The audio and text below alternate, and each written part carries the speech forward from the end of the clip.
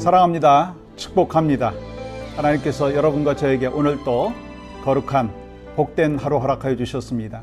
참된 기쁨과 감사와 또 승리가 있기를 간절히 소망합니다. 오늘 함께 말씀 나누기 전에 찬양 올려드릴 때 찬송가 463장 신자 되기 원합니다. 함께 찬양하겠습니다.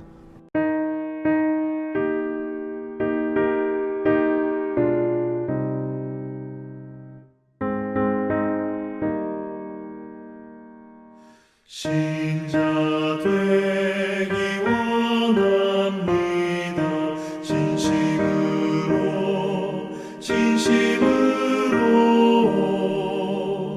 신자 되기 원합니다.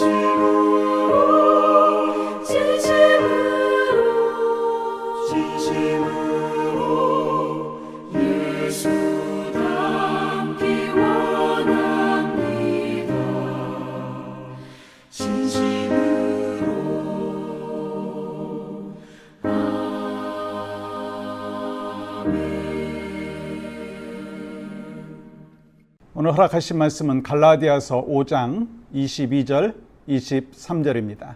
오직 성령의 열매는 사랑과 희락과 화평과 오래 참음과 자비와 양성과 충성과 온유와 절제니 이 같은 것을 금지할 법이 없느니라. 아멘.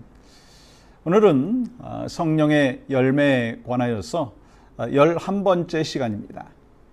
이 갈라디아서 5장 22절과 23절 우리가 함께 읽었지 않습니까? 다시 한번 제가 말씀을 읽도록 하겠습니다. 오직 성령의 열매는 사랑과 희락과 화평과 오래 참음과 자비와 양선과 충성과 온유와 절제니 이 같은 것을 금지할 법이 없느니라. 여러분, 성령의 열매는 한마디로 예수님을 닮아가는 것입니다. 예수님의 성품이 우리 안에 이루어지고 예수님의 삶이 우리의 삶을 통해 나타나는 것이죠. 그 열매 가운데 6번째가 바로 양선입니다. 양선은 한자로 어질양, 착할 선입니다. 어질고 선한 성품을 의미하는 것이죠. 헬라어로는요, 아가도시네라고 하는 것인데 의미가 뭐냐면 선함, 올바름, goodness라고 하는 뜻입니다. 예수님을 믿지 않는 사람 중에도 착하고 선한 사람이 있죠. 때로는 크리스찬보다 더 친절한 사람이 있잖아요. 크리스찬보다 더 희생적으로 살아가는 사람도 참 많아요. 그렇다면 이 성경이 말씀하고 있는 양선은 무엇이 다른가라고 하는 거예요. 이 성령의 열매인 양선은요, 이 단지 성격이 착한 것을 말하지 않습니다.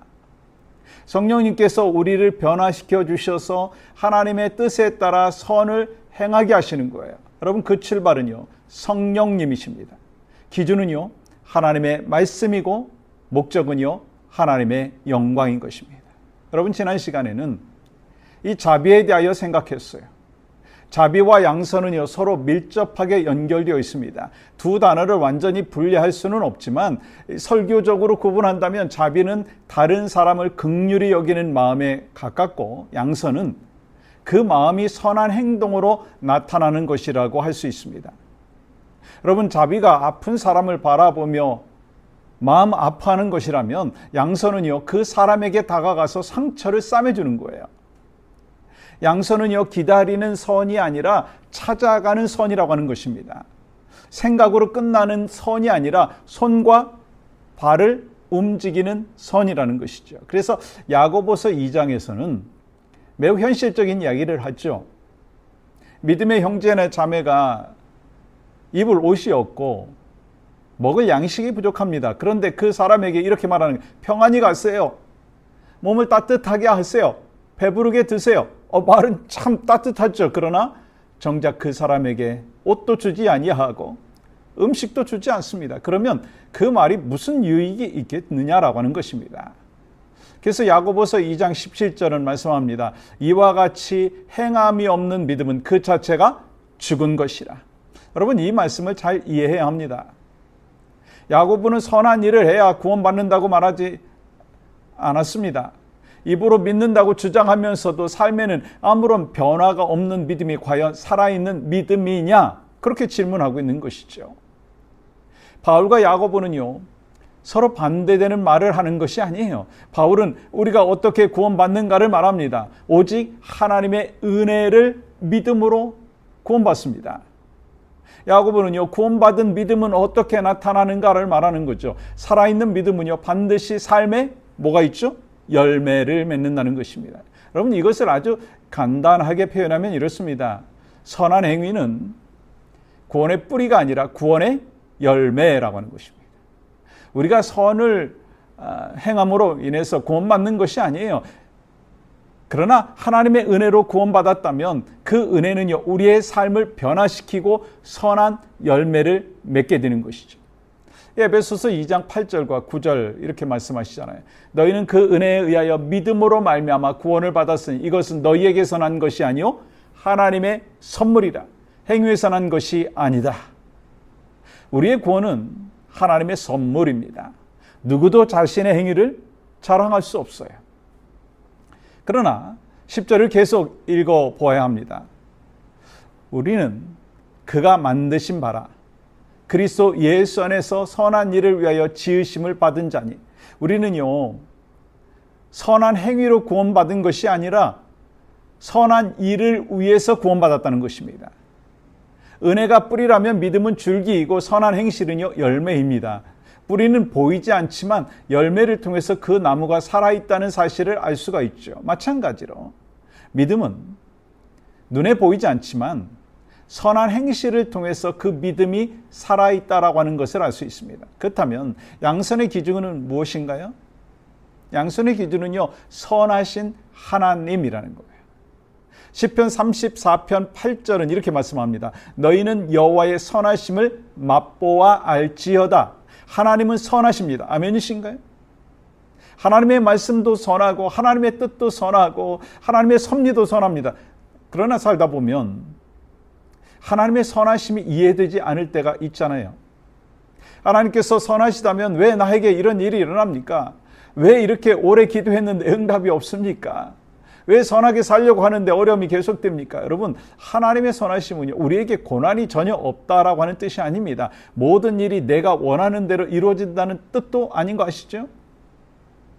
예레미야 29장 11절 보시면 바벨론의 포로로 끌려간 백성에게 주시는 말씀이 있습니다. 하나님께서는 그들을 즉시 고향으로 돌아오게 하신 것이 아닙니다. 오랜 포로 생활을 통과하게 하셨어요. 그러나 그 고난 속에서도 하나님은 그들을 버리지 아니하셨어요. 그럼 뭐라고 말씀하셨어요?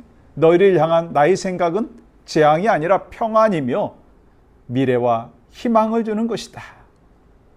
로마서 8장 28절도 모든 일이 그 자체로 선하다고 말하지 않았습니다. 아픔은 아픔이죠. 실패는 실패죠. 상처는 상처입니다. 그러나 하나님께서는 그 모든 것까지 붙들어서 합력하여 선을 이루십니다.